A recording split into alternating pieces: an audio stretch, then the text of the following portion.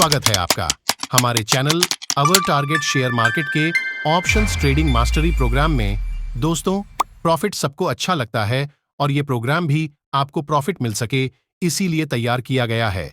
लेकिन यहाँ पर प्रॉफिट का एक और मतलब है priceless route of financial independence transformation, यानी बिना कीमत वाला एक ऐसा रास्ता जिस पर चलकर आप वित्तीय रूप से आत्मनिर्भर बनेंगे।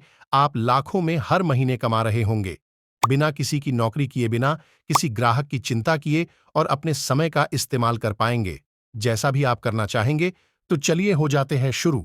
ये है हमारी स्टॉक मार्केट की ऑप्शंस ट्रेडिंग मास्टरी का चैप्टर 1। सबसे पहले शेयर मार्केट या स्टॉक मार्केट क्या है, इसे ठीक से समझ लेना जरूरी है। तो दोस्तों, स्टॉक मार्केट में मुख्य रूप से दो स्टॉक एक्सचेंजेस है, नेशनल स्टॉक एक्सचेंज और बॉम्बे स्टॉक एक्सचेंज। अब स्टॉक एक्सचेंज क्या है? वो जगह जहां पब्लिक लिस्टेड भारतीय कंपनियों के शेयर्स की खरीद और बेचान किया जाता है। हम किसी भी एक्सचेंज पर जा सकते हैं। अब कंपनियां शेयर्स लोगों को देती क्यों है? क्योंकि ऐसा करके कंपनियां बाजार से पूंजी इकट्ठी करती है और इस पैसे को लगाती है अपने बिजनेस में। व्यापार चलता है तो मुनाफा होता है और लोगों का विश्वास कंपनी पर होने लगता है, तो वो उस कंपनी में शेयर्स खरीदकर हिस्सेदारी लेते हैं और अपनी जरूरत के हिसाब से उसे ज्यादा दाम में बेचते हैं। ट्रेडिंग के सेगमेंट्स को भी जान लेते हैं। ट्रेडिंग की जा सकती है इक्विटी मार्केट में, इक्विटी डेरिवेटिव्स मार्केट में, करेंसी डेरिवेटिव्स मार्केट में और कमोडिटी मार्केट में, जहां पर स्टॉक्स होते हैं, स्टॉक के फ्यूचर होते हैं, स्टॉक के ऑप्शंस होते हैं, करेंसी एंड कमोडिटीज होती है।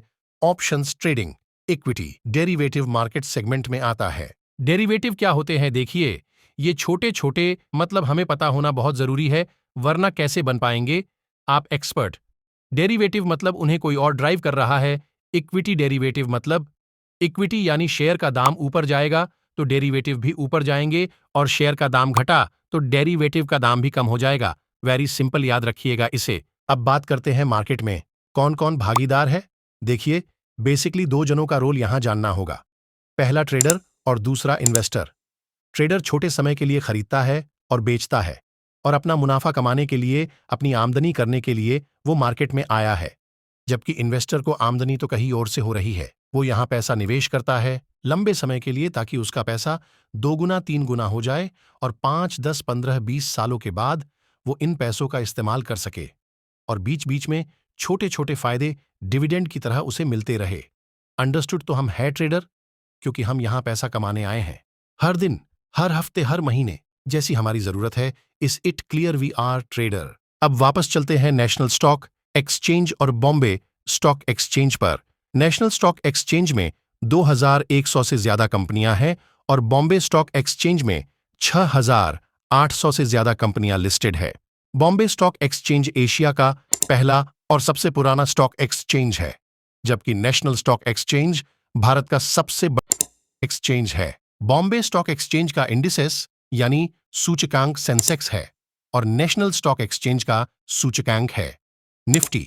सूचकांक वो अंक है जो किसी इंडेक्स को सूचित करता है कि उसकी स्थिति क्या है, वो ऊपर जा रहा है या नीचे।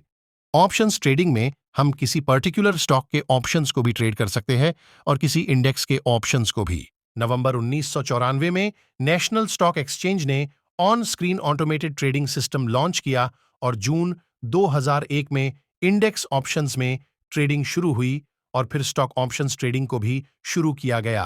अब ऑनलाइन ट्रेडिंग करने के लिए आपको किसी डिस्काउंट ब्रोकर के साथ डीमैट अकाउंट खुलवाना होता है। आपको एक बैंक अकाउंट भी चाहिए जो डीमैट अकाउंट के साथ लिंक होता है। आपके पास पैन कार्ड और आधार कार्ड होना चाहिए।